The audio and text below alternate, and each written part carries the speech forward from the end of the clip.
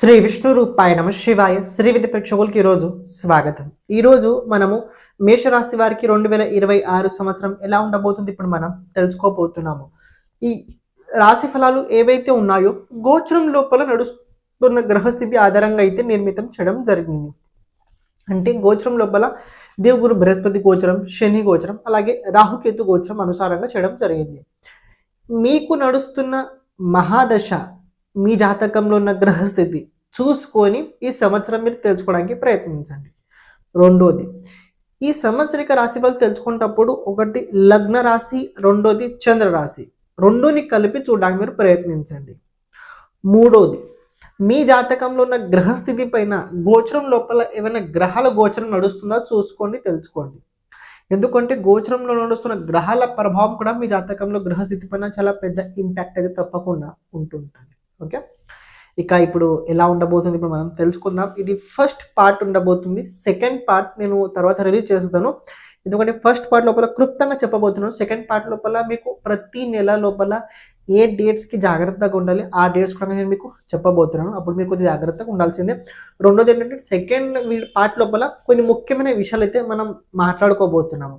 కానీ first part లోపల నామినల్గా అంటే అవసరమైనంత ఇంపార్టెంట్ విషయాలు అయితే మనం మాట్లాడుకుందాం. ఓకే, మేషరాశి కాలచక్రంలో కనుక చూసుకున్నట్లయితే ఇది మొదటి రాశి. అలాగే మొదటి రాశి జాతకులకి ప్రెజెంట్ ఏలినాటి శని ప్రభావం అయితే నడుస్తుంది. ప్రెజెంట్ ఏలినాటి శని ప్రభావం అంత తీవ్రంగా అంత బాధగా ఉంటుందా అంటే కొన్నిసార్లు చూసుకున్నట్లయితే నిజమే చెప్పుకోవచ్చు, మరి కొన్నిసార్లు చూసుకున్నట్లయితే అంత ఇది కాదనుకోవచ్చు. ఒక చిన్న ఫార్ములా చెప్తే అర్థం చేసుకోండి ఏలినాటి శని మనకి ఎలా ఉంటుందో తెలుసుకోవడానికి. జాతకం లోపల చంద్రుడికి శని దేవుడికి ఏ ప్రకారంగా సంబంధం లేకున్నట్లయితే, జాతకం లోపల చంద్రుడికి అలాగే శని దేవుడికి ఏ ప్రకారంగా సంబంధం లేకున్నట్లయితే ఏనాటి శని ప్రభావం మీకు మంచిగా ఉంటుంది, బాగుంటుంది. జాతకం లోపల చంద్రుడు శని దేవుడు చాలా పక్కన ఒకటే రాశిలో ఒకటే భావాల లోపల దృష్టి సంబంధం అలాగే త్రికోణ సంబంధం కనుక ఉన్నట్లయితే, నక్షత్ర సంబంధం కనుక ఉన్నట్లయితే ఏళ్ళనాటి శని ప్రభావం కొద్ది కష్టంగా ఉంటుంది. ఏళ్ళనాటి గురించి నేను చెప్పాల్సినంత ఇదేం లేదు, కానీ తర్వాత చెప్తా. ఏళ్ళనాటి శని నిజంగా దీని ప్రభావం ఎలా ఉంటుంది, ఏ సెక్టర్ వైజ్కి ఎలా ఉండబోతుంది మనం మాట్లాడుకుందాం డీప్గా. తర్వాత వేరే మీకోసం మళ్ళీ ఒక వీడియో చేస్తాను ఏళ్ళనాటి కోసం. కానీ నార్మల్ ఒక పాయింట్ చెప్పాలంటే రాశి నుంచి 12th హౌస్లో శని గోచరం ఉండడం వల్ల నిద్రపోయి చాలా రోజులు ఎక్కువ అవుతాయి. అంటే మీకు అనిపించింది నిద్రపోయే రోజులు అంటే ఎక్కువ అంటే ఈ సంవత్సరం నిద్ర ఎక్కువ లేదు మీకు. ఈ సంవత్సరం మీకు నిద్ర ఎక్కువ లేదు. ఒక మనిషి చాలా కష్టపడిన తర్వాత ఆ వ్యక్తికి కావాల్సింది ఏంటంటే ప్రశాంతమైన నిద్ర కావాలి. ప్రశాంతంగా నిద్ర లేకున్నట్లయితే ఆ వ్యక్తి ఎంత ఆందోళన పడతాడో, ఆ వ్యక్తి ఎంత బాధపడతాడో, ఆ వ్యక్తి ఎంత శారీరక పరంగా నీరసించిపోతాడో అది అందరికీ తెలిసింది. అది ఈ సంవత్సరం మేషరాశి వారికి కనపడుతుంది. మరి కంటిన్యూ ఇలాగే ఉంటుందా అంటే కంటిన్యూ అలా ఉండదు. నేను అందుకే చెప్తున్నా, ముఖ్యమైన విషయాలు మాట్లాడుకుందాం. సెకండ్ పాయింట్ లోపల సెకండ్ వీడియో లోపల మీకు వీడియో చెప్తాను, వేరే పాయింట్స్ చెప్పడానికి ప్రయత్నిస్తాను. రెండో విషయం, ఏకాదశ స్థానంలో రాహు మిమ్మల్ని ఏం పని చేయడం అంటే ఇంతవరకు మీకు మేషరాశి వారికి కొన్ని విషయాలు దక్కాయి ఈ సంవత్సరం, కొన్ని మీరు చేశారు. దానికి కారణం ఏంటంటే ఈ రాహు మిమ్మల్ని చాలా హెల్ప్ చేశారు. మెచ్చుకోవాల్సిన విషయం ఏంటంటే రాహు మిమ్మల్ని సహకారం చేస్తుంటాడు. ఎందుకంటే రాహుది మూల త్రికోణ రాశి, స్వరాశి, కుంభరాశి మీ 11th హౌస్లో ఉంది కాబట్టి 100% మీకు అవుతుంటాయి, ఎఫెక్ట్స్ అవుతుంటాయి.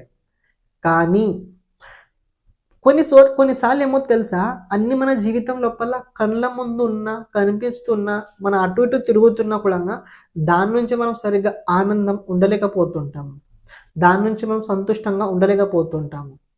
ఎందుకు ఈ మాట చెప్తున్నా అంటే పంచమ స్థానంలో కేతు గోచరం ఉన్నప్పుడు జాతకుడి మనస్థితి ఏంటంటే ఇంత చేసినా కూడా నాకు ఆఖరికి దక్కాల్సింది ఏది ఉండదు, మరి నేను ఇంత చేయాల్సింది ఎందుకని ఒక భావనలు కలుగుతుంటాయి మనసులో. అందుకే పంచమ స్థానంలో కేతు ఎవరికైనా ఉన్నట్లయితే వీళ్ళు చాలా తొందరగా డిమోటివ్ అవుతుంటారు, చాలా తొందరగా నిరుత్సాహం పడిపోతుంటారు, చాలా తొందరగా వీళ్ళు జీవితం లోపల ఓటమిని ఒప్పుకుంటారు. కానీ రాహు క్షమించండి మధ్యలో రావడం జరిగింది. 2026 పర్సనల్ హోరోస్కోప్ రిపోర్ట్ మనం నిర్మితం చేయబోతున్నాము. ఈ రిపోర్ట్ ఏదైతే ఉందో మన జాతక అనుసారంగా పుట్టిన తేదీ, సమయం, అదే రకంగా నక్షత్ర ఆధారంగా అయితే ఈ రిపోర్ట్ అయితే మనం నిర్మితం చేయబోతున్నాం. ఎందుకంటే తెలుసుకోండి, ప్రతి ఒక్క రాశికి ఈ సంవత్సరం ఇలాగే ఉంటుందని మనం చెప్పలేము. కానీ గోచర రీత్యా ఏవైతే జరుగుతాయో అందులో చెప్పబోయే విషయాల లోపల 40 to 50% జరిగే అవకాశాలు ఉంటాయి. మిగతా 50% జరిగే అవకాశాలు ఉండవు. ఎందుకంటే మనకంటూ ఒక జాతకం ఉంటుంది, ఆ జాతకంలో ఒక గ్రహస్థితి ఉంటుంది, దశ నడుస్తుంటుంది. దాని అనుసారంగా మనం దాన్ని ఉపభోగిస్తుంటుంటాము. కాబట్టి ఈ రిపోర్ట్ ఏదైతే ఉందో మన జాతక రీత్యా అయితే నిర్మితం చేయబోతున్నాము. హెల్త్, వెల్త్, అలాగే కెరియర్, అలాగే బిజినెస్, అలాగే మీ జీవితం లోపల ఈ 2026లో ముఖ్యమైన చేయాల్సిన పరిహారాల గురించి ఇందులో మనం తెలుసుకోబోతున్నాము. మంత్ టు మంత్ అంటే ప్రతి నెల ఏ ప్రకారంగా ఉండబోతుంది, అలాగే ఇలాంటి పరిహారాలు ఏ నెలలో చేసుకుంటే బాగుంటుంది, అది రిపోర్ట్ లోపల మనం విశ్లేషణ చేయబోతున్నాము. ఇది చేయడానికి మనకు 10 రోజులు టైం పట్టుద్ది. ఎవరైతే ఇది కావాలని అనుకున్నట్లయితే దీని కాస్ట్ కనుక మీరు చూసుకున్నట్లయితే 1200 అయితే దీని కాస్ట్ ఉండబోతుంది. డిస్క్రిప్షన్ లోపల లింక్ ఇవ్వడం జరిగింది. మీరు అందులో మీ ఇన్ఫర్మేషన్ మొత్తం ఫుల్ఫిల్ చేసి పేమెంట్ చేసి అక్కడ మీరు రిపోర్ట్ పంపించడానికి మీరు ప్రయత్నించండి. అలాగే మేము వచ్చిన తర్వాత అంటే మాది రిపోర్ట్ మొత్తం అయిపోయిన తర్వాత మీకు కాల్ లేకపోతే మెసేజ్ చేయడం జరుగుద్ది. మీకు అప్పుడు ఇంటికి కావాలంటే ఇంటికి, లేకపోతే పీడిఎఫ్ అంటే పీడిఎఫ్ మీ డిసిషన్ లోపలైతే ఉండబోతుంది. కానీ ఈ రిపోర్ట్ ఏదైతే ఉందో కాంప్యూటరైజ్ అయితే కాదు. కాంప్యూటరైజ్ అంటే అందరికీ తెలిసిన విషయము, ఒక క్లిక్ కొడితే ఈ సంవత్సరం ఎలా ఉంటుందని చెప్పుద్ది. కానీ అందరికి అలాగే జరుగుద్దని గ్యారంటీ నేను చెప్పలేను. ఇప్పుడు మీరు ఏదైతే వీడియో చూస్తున్నారో చూడడానికి ప్రయత్నించండి. రాహు ఒప్పుకోనివ్వడు. ఎంతవరకు అయితే వీళ్ళు సోషల్లో ఉంటారో వీళ్ళకి అంతేం జరగదు. వీళ్ళు ఏకాంతంగా అయితే ఎప్పుడైతే వెళ్తారో, ప్రెజెంట్ అయితే మేషరాశి వారు ఏకాంతంగా అస్సలు ఉండకూడదు. ఏకాంతంగా అంటే ఏంటంటే ఎవరికి తెలియకుండా, ఎవరికి కలవకుండా నేను ఇలాగే ఉంటాను, నేను సింగిల్గా ఉంటాను, నేను ఎవరితో మాట్లాడాను, నా పనులు నేను బిజీగా ఉంటాను, ఇలాంటి ఏమైనా మనస్థితి కనుక మీరు పెట్టుకున్నట్లయితే ముందుగా మానేసుకోండి. ఫ్రీగా ఉండండి, అందరితో కలిసి ఉండండి, ప్రాబ్లమ్స్ని షేర్ చేసుకోండి. చూడండి, షేర్ చేయడం ఏదైతే ఉందో 3rd హౌస్ ఉంటుంది, షేర్ చేయడం. అలాగే షేర్ చేసిన తర్వాత దాని నుంచి పొందే ఫీలింగ్ ఏదైతే హ్యాపీ ఫీలింగ్ ఉంటుందో అది 5th హౌస్ ఉంటుంది. సో మీరు కొన్ని విషయాలు షేర్ చేసి హ్యాపీ ఫీలింగ్ పొందండి. మీలో మీరు కొన్ని విషయాలు పెట్టుకున్నట్లయితే ఈ కేతు మిమ్మల్ని చాలా బాధ పెడతాడు. మీలో మీరు కొన్ని విషయాలు పెట్టుకుంటే ఈ కేతు మిమ్మల్ని బాధ పెడతారు. సో అలా బాధ కలగకుండా ఉండాలంటే షేర్ చేయండి. మీ బాధ ఏదైనా కావచ్చు, పంచుకోండి. ఈ సంవత్సరం ఏంటంటే జాబ్కి అంత సరిగ్గా కనిపించట్లేదు. జాబ్ పరంగా ఈ సంవత్సరం అంతా సరిగ్గా కనిపించట్లేదు.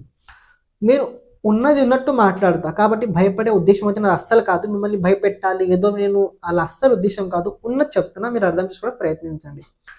కేతు 5th హౌస్లో కనుక ఉన్నట్లయితే ఈ కేతు 6th హౌస్ని ఇగ్నోర్ చేస్తాడు. కేతు 6th హౌస్ని నెగ్లెక్ట్ చేస్తాడు. ఇప్పుడు ఈ 6th హౌస్ ఇది మన సర్వీస్ ఉంది, జాబ్ చేసేది ఉంది. ఇది కొద్దిగా ప్రాబ్లమ్స్ సడన్లీ క్రియేట్ అవుతాయి. మీకు ఈ సంవత్సరం చూసుకున్నట్లయితే నవంబర్ వరకు జాబ్ లోపల సరిగ్గా స్థితి ఉండదు, సరైన స్థితి ఉండదు. గోచర రీత్యా చెప్తున్నా, మీ జాతకం గురించి మాట్లాడట్లేదు. గోచరంలో స్థితి కనబడుతుంది.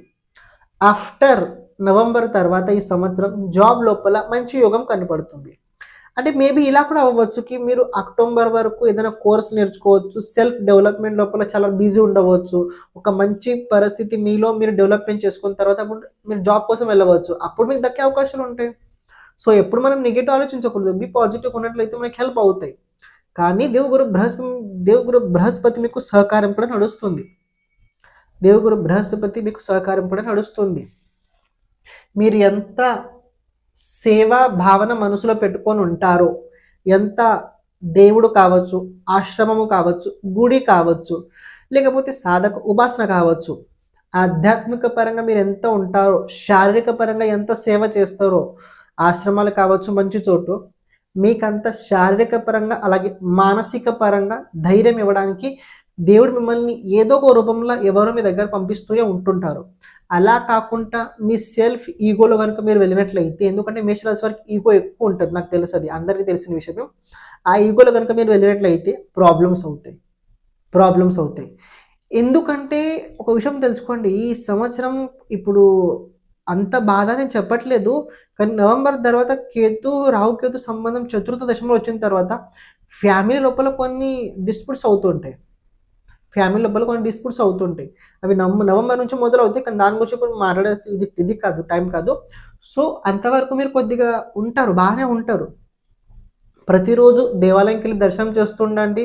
ప్రతిరోజు కొద్దిగా మీరు ఏదైనా పని లోపల దైవీ కార్యంలో బిజీగా ఉండడానికి ప్రయత్నించండి. ఫ్యామిలీతో కలిసిమెలిసి ఉండడానికి ప్రయత్నించండి. ఫ్యామిలీ లోపల గొడవలు అవుతాయి, 100% అవుతాయి. ఎందుకంటే సాటర్న్ థర్డ్ ఆస్పెక్ట్ మీ సెకండ్ హౌస్ పైన ఉండబోతుంది, 100% కావాల్సిందే. అండ్ ఈసారి ఏంటంటే Saturn 10th aspect 9th house పైన కూడా ఉండబోతుంది. అంటే మిమ్మల్ని ఎవరైతే సలహా ఇస్తారో వాళ్ళని కూడా మీరు దూషించబోతున్నారు, వాళ్ళ నుంచి కూడా మీరు దూరం కాబోతున్నారు. సో నేను చెప్పే ఉద్దేశం ఏంటంటే అలా కాకుండా ఉండడానికి మీరు జాగ్రత్త పడండి. నార్మల్ పాయింట్ చెప్తే దేవగురు బృహస్పతి సంబంధం ఉన్నది 9th హౌస్ తోటి, సాటర్న్ సంబంధం ఉన్నది 9th హౌస్ తోటి. సో ఇది ఆటోమేటిక్గా దీని ప్రభావం మన పైన ఉంటూనే ఉంటుంటుంది.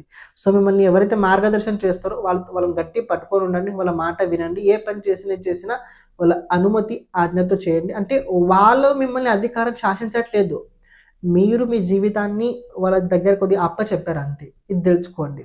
ఎందుకంటే టైం సరి లేనప్పుడు కొన్ని ప్రాబ్లమ్స్ కూడా అంతే బలంగా వస్తుంటాయి. కానీ మీకు మాట చెప్తా, ఎవరికైతే రాహు మహాదశ రాహు అంతర్దశ కనుక ఉన్నట్లయితే ఈ సంవత్సరం వాళ్ళకి చాలా బాగుంటుంది. ఈ సంవత్సరం నిజంగా బాగుంటుంది. మీరు కొద్దిగా ఏంటంటే ఎవరికి చెప్పకుండా చేయకుండా మీరు మీ పనిలో బిజీగా ఉండండి, మీ లెవెల్ పెరుగుతుంది. అందరికీ చెప్పేదైనా చేసినట్లయితే మీ లెవెల్ తగ్గుతుంది. ఇప్పుడు మీ లెవెల్ ఎలా పెట్టుకోవాలనుకుంటారో మీరు చేతిలో ఉంది. ఓకే, ఇంకొక విషయం తెలుసుకోండి. ఈ శనిదేవుడు 12th హౌస్లో ఉండి ఖర్చులు పెంచుతాడు, డబ్బులు సేవింగ్ కానివ్వడు. ఈ సంవత్సరం కొన్ని మంచి కూడా జరుగుతాయి. గృహయోగం కావచ్చు, వాహన యోగం కావచ్చు, సంతాన యోగం కావచ్చు. అలాగే ఈ సంవత్సరం ఒకటి ఏంటంటే మదర్కి సంబంధించి హెల్త్లో అంత సరిగ్గా అయితే ఉండదు, మదర్ హెల్త్ అయితే అంత సరిగ్గా ఉండదు. ఫ్యామిలీ లోపల కొన్ని చిన్న చిన్న డిస్ప్యూట్స్ అవుతుంటాయి, ప్రాబ్లమ్స్ అవుతుంటాయి, అటుపక్క కొన్ని ఖర్చులు అవుతాయి. అండ్ ఇంకోటి ఏంటంటే ఈ సంవత్సరం మీరు కొద్దిగా మరీ ముఖ్యంగా చూడాల్సింది ఏంటంటే హెల్త్ పైన చాలా ఇంపార్టెంట్. ఫ్యామిలీ లోపల ఎవరి హెల్త్ సరిగ్గా ఉండదు. వైరల్ ఇన్ఫెక్షన్స్తో పాటు కొద్దిగా ఒంట్లో పెరిగిన మదం, దాన్ని ఏమంటారు తెలుగులో మనము, వాత పిత్త కఫంలో ఒక దోషాలు ఉంటాయి, 3 దోషాల లోపల అవి పెరుగుతుంటుంటాయి. అంటే ఫ్యాట్ ఎక్కువ అవుతుంటుంది బాడీ లోపల, అలాంటి వారికి సరిగ్గా ఉండదు. అంటే చెప్పాల్సింది ఏంటంటే కొద్ది మేషరాశి వారికి ఈ సంవత్సరం స్ట్రగల్ ఉంది, 100% స్ట్రగల్ ఉంది. కానీ స్ట్రగల్ నుంచి బయటపడాలంటే రాహు సహకారం తీసుకోండి, రాహు హెల్ప్ తీసుకోండి, బయట నుంచి పడతారు. డబ్బు సేవింగ్ అయితే అవ్వదు, దాని గురించి మీరు అసలు కోరుకోకండి. కానీ కొన్ని అనుకున్న పనులు తప్పకుండా జరుగుతాయి. సంతాన యోగం, వివాహ యోగం, అలాగే గృహ యోగం ఈ సంవత్సరం ఉంది. ఫేమ్ పొందే అవకాశం ఉందా అంటే 100% ఫేమ్ పొందే అవకాశం ఉంది. మీరు ఫేమ్ పొందడానికి నేను మీకు రాహు రెమెడీ చెప్తున్నా. రాహుకు సంబంధించి రాహు బలం పెంచుకొని మీకు హెల్ప్ అయితే అవుద్ది. ఇంకొక విషయం తెలుసుకోండి, కేతు పంచమ స్థానం ఉండడం వల్ల మీకు కొత్త కనుక పెళ్ళి ఉన్నట్లయితే ప్రేమ లోపమయ్యే అవకాశం, అంటే మీ దాంపత్య జీవితం లోపల ప్రేమ లోపమయ్యే అవకాశం ఉంది. సంతానంకి సంబంధించి కొద్ది భయం పెరుగుతుంది. ఎవరైతే ప్రేమికులు ఉన్నారో వాళ్ళకంతా ఈ సంవత్సరం సరిగా లేదు. అంటే ఏంటంటే కారణం ఏదైనా కావచ్చు, కొన్ని ప్రాబ్లమ్స్ అవుతాయి, గొడవల వల్ల మీరే వాళ్ళని వదిలేస్తారు. అని చుట్టాలతో పాటు కూడా సంబంధం ఈ సంవత్సరం అంత సరిగా కనిపించట్లేదు. ఆఫ్టర్ నవంబర్ తర్వాత ఈ రాహు దశమ స్థానంలో వచ్చిన తర్వాత ఈ ఏకాదశ స్థానం పాపకర్త యోగంలో అయితే వచ్చుద్ది. ఈ ఏకాదశ స్థానం పాపకర్త యోగంలో వచ్చిన తర్వాత అప్పుడు మీ ఫ్రెండ్స్ కావచ్చు, మీ సామాజిక క్షేత్రం కావచ్చు, ఎవరి కోసమైతే మీరు ఇంత తనలాడుతున్నారో వాళ్ళ వల్ల మీరు కొన్ని విషయాల లోపల బాధపడే అవకాశాలు కూడా ఉండబోతున్నాయి. అంటే ఇప్పుడు అంటుంటా చూడండి, నేను మా బ్రదర్ కోసం ఇంత చేశాను, మా సిస్టర్ కోసం ఇంత చేశాను, అయినా వాళ్ళని పట్టించుకోవట్లేదు ఇంత కూడా. అది ఎప్పుడు అవుద్దంటే అది రాహు దశకంలో వచ్చినప్పుడు అవుద్ది. అప్పుడు మీరు చూస్తారు, అప్పుడు మీ ఫ్రెండ్స్ కావచ్చు. అంటే ఏంటంటే మీకు ఒక ప్రకారంగా చెప్పాలంటే చేసింది మొత్తం మన్ను పాలిందని ఒక మాట ఉంటారు, చేసింది మొత్తం నీళ్ళు పడింది దానిపైన, అలాంటి స్థితి అవుద్ది. సో నేను చెప్పాల్సింది ఏంటంటే ఎవరి కోసం ఏం చేయకండి, ముందు మీరు మీకోసం ఏదైనా చేసుకోండి. మీరు బాగుంటే అన్ని బాగుంటాయి, మీరు బాగాలేకపోతే ఏది బాగుండదు. ముందు మీరు బాగుండండి, అది హెల్త్ కావచ్చు, వెల్త్ కావచ్చు, ఏ ప్రకారంగా కావచ్చు. బిజినెస్ చేసేవారికి ఈ సంవత్సరం బాగుంది, వ్యాపారస్తులకి ఈ సంవత్సరం బాగుంది. ఇంతకీ వ్యాపారం లోపల కొద్దిగా టెక్నాలజీ పెంచుకోండి, కొద్దిగా కొత్త విషయాల పట్ల ఆలోచించి మారుతున్న కాలం అనుసారంగా మీరు మారినట్లయితే ఇది మీకు సంవత్సరం హెల్ప్ అవుతుంది. నాకు రాదు, నేను ఇలాగే ఉంటాను, చూద్దాం అలా అనిపించినట్లయితే మనం కూడా చూద్దాం ఎలా ఉంటుంది ముందుగా. ఓకే, ప్రతిరోజు గణపతి ఆరాధన తప్పకుండా చేయండి, రాహుబలం పెంచుకోండి. ఇంకోటి ఏంటంటే శని 12th హౌస్ ఉండడం వల్ల సేవాభావ వృత్తి ఎక్కువ పెట్టుకోండి, దాన ధర్మాలు చేస్తూ ఉండండి, సేవాభావం చేస్తూ ఉండండి. అంటే ఈ సంవత్సరం కొద్దిగా మీరు కొద్దిగా స్టక్ అవ్వని చెప్పే కన్నా మీరు కొద్దిగా హెల్త్ పట్ల కొద్దిగా నీరసించిపోతారు. అంటే కొందరు అంటుందండి బాల్ లోపల ఈ వ్యక్తి చాలా కుమిలిపోయాడని. అలాంటి స్థితి అయితే కొద్దిగా శారీరక పరంగా అయితే మీకు ఈ సంవత్సరం కనపడబోతుంది. గణపతి శివ ఆరాధన తప్పకుండా ప్రతిరోజు మీరు చేస్తుండండి. శ్రీమాత్రేయ నమః.